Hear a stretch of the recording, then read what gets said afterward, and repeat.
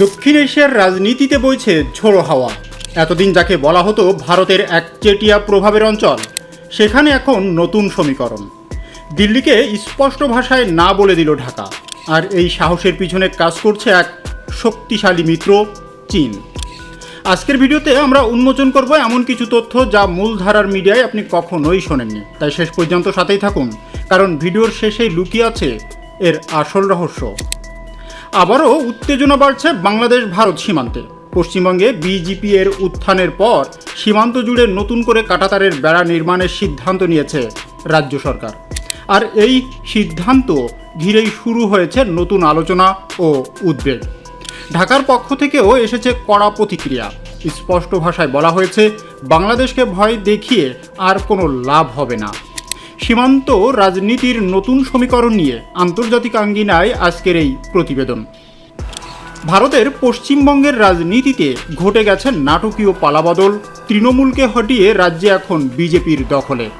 তবে পুরো নির্বাচনী প্রচারণায় বিজেপি এর বিরুদ্ধে বাংলাদেশ কার্ড করার অভিযোগ রয়েছে। অনুপ্রবেশ ইস্যুতে নাটকীয়ভাবে প্রধান ইস্যু বানিয়ে সাধারণ ভোটারদের আস্থা অর্জন করেছে বিজেপি, যার মূল কারিগর পশ্চিমবঙ্গের নবনির্বাচিত মুখ্যমন্ত্রী শুভেন্দু অধিকারী। পশ্চিমবঙ্গের নির্বাচনের পর মুখ্যমন্ত্রীর দায়িত্ব নিয়ে সোমবার মন্ত্রিসভার প্রথম বৈঠকেই বাংলাদেশ ভারত সীমান্তে কাঁটাতারের বেড়া দেওয়ার জন্য বিএসএফকে জমি হস্তান্তরের ঘোষণা দিয়েছিলেন শুভেন্দু অধিকারী। ৪৫ দিনের মধ্যে এই জমি হস্তান্তর করা হবে বলেও জানান তিনি বলেন, সীমান্ত সুরক্ষিত করার জন্য জমি ট্রান্সফার প্রক্রিয়া আমরা আজকে অনুমোদন দিলাম এবং আজ থেকেই ল্যান্ড ট্রান্সফার প্রক্রিয়া শুরু হবে।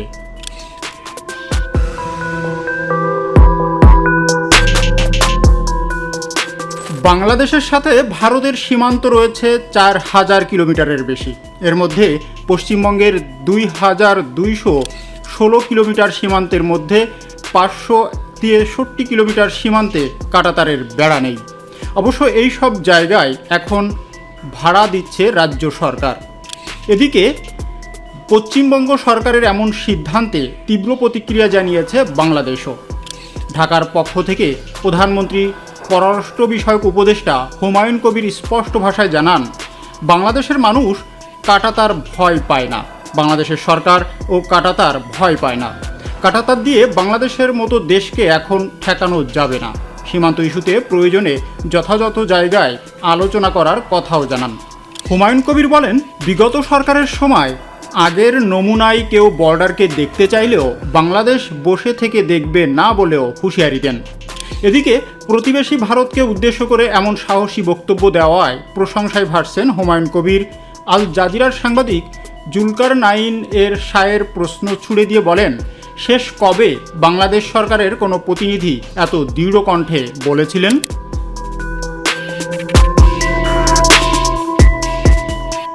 বিগত ২ বছর ধরে চরম টানাপোড়েন চলছে দুই দেশের মধ্যে।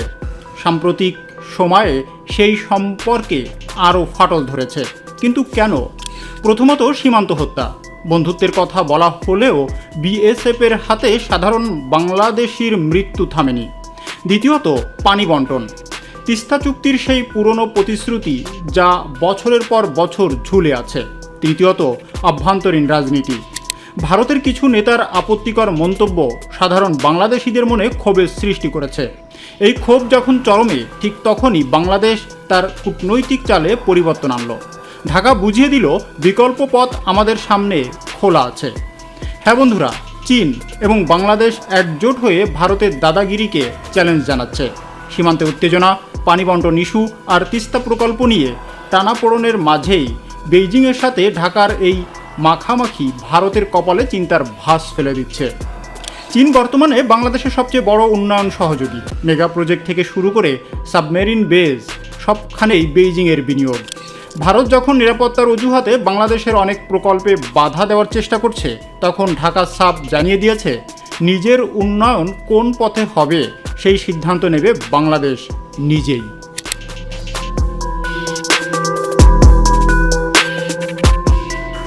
সম্প্রতি চীনের সাথে বাংলাদেশের বেশ কিছু সামরিক ও বাণিজ্যিক চুক্তি হয়েছে। বিশেষজ্ঞরা বলছেন, এটি কেবল ব্যবসা নয়, বরং ভারতকে একটি শক্তিশালী মেসেজ দেওয়া। বাংলাদেশ আর আগের মতো কোনো নির্দিষ্ট দেশের উপর নির্ভরশীল নয়। ভারতকে সবচেয়ে বড় ধাক্কাটি দিয়েছে তিস্তা মহাপরিকল্পনা। ভারত বছরের পর বছর চুক্তি ঝুলিয়ে রেখেছে। এবার বাংলাদেশ সরাসরি চীনের সহায়তা নেওয়ার ইঙ্গিত দিয়েছে। চীন সেখানে কয়েক বিলিয়ন ডলার বিনিয়োগ করতে প্রস্তুত। ভারত এই প্রকল্পে চীনের উপস্থিতিতে চরম উদ্বিগ্ন, কারণ শিলিগুড়ি করিডর বা চিকেন স্নেক এর খুব কাছে চীনের উপস্থিতি দিল্লির জন্য বড় নিরাপত্তা হুমকি। কিন্তু বাংলাদেশ এবার অটল। ঢাকার বার্তা পরিষ্কার, আপনারা পানি দেবেন না, আবার অন্যকে দিয়ে কাজও করতে দেবেন না, এমন নীতি চলবে না। এটি হচ্ছে বর্তমান বাংলাদেশের কড়া জবাব। দিল্লির থিঙ্ক ট্যাঙ্কগুলো এখন রীতিমতো চিন্তিত। তারা এতদিন দক্ষিণ এশিয়াকে নিজেদের পিছনের উঠান মনে করত, কিন্তু নেপাল, মালদ্বীপ আর এখন বাংলাদেশের এই অবস্থান ভারতকে একা করে দিচ্ছে।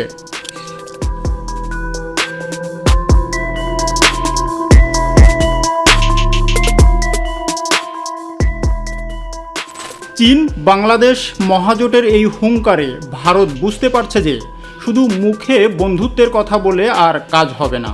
এখন দরকার সমান মর্যাদা এবং ন্যায়ের ভিত্তিতে সম্পর্ক। বাংলাদেশ তার সার্বভৌমত্ব রক্ষায় এখন অনেক বেশি আত্মবিশ্বাসী, যা ভারতের জন্য একটি বড় কূটনৈতিক পরাজয় হিসাবে দেখা হচ্ছে। পরিশেষে বলা যায়, বাংলাদেশ এখন আর কারো অজ্ঞাবহ রাষ্ট্র নয়। জাতীয় স্বার্থ যেখানে, বাংলাদেশ সেখানেই বন্ধুত্ব গড়বে। চীন বাংলাদেশ এই জোট কি দক্ষিণ এশিয়ার রাজনীতিতে ভারতের প্রভাব চিরতরে কমিয়ে দেবে, নাকি ভারত তার ভুল শুধরে নতুন কোনো কৌশলে এগোবে? আপনাদের কি মনে হয়, বাংলাদেশের কি উচিত ভারতের আপত্তি উপেক্ষা করে চীনের সাথে আরও ঘনিষ্ঠ হওয়া? অন্যদিকে ভারত বাংলাদেশের সম্পর্কে বাংলাদেশের বর্তমান সরকারও সেই টানাপোড়েন ঘোচাতেও কাজ করে যাচ্ছে। তবে বিপরীতে সীমান্তের উপর এখনও চলছে বিজেপি নেতাদের বাংলাদেশ বিদ্বেষী প্রচারণা। এখন দেখার অপেক্ষা, আগামী দিনে কোন দিকে গড়ায় বাংলাদেশ ভারত সম্পর্ক নয়। আপনার মতামত নিচে কমেন্ট বক্সে জানাবেন। আমাদের চ্যানেলটি সাবস্ক্রাইব করুন এবং এই ধরনের আরও গভীর বিশ্লেষণের জন্য আমাদের চ্যানেলটি সাবস্ক্রাইব করে বেল আইকনটি প্রেস করতে ভুলবেন না। খুব শীঘ্রই দেখা হবে আপডেটেড কোনো বিষয় নিয়ে। ধন্যবাদ।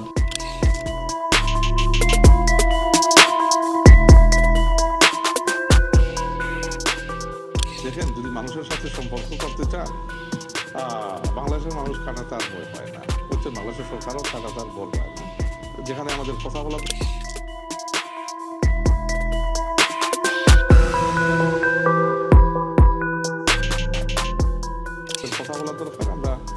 আমি কথা বলবো।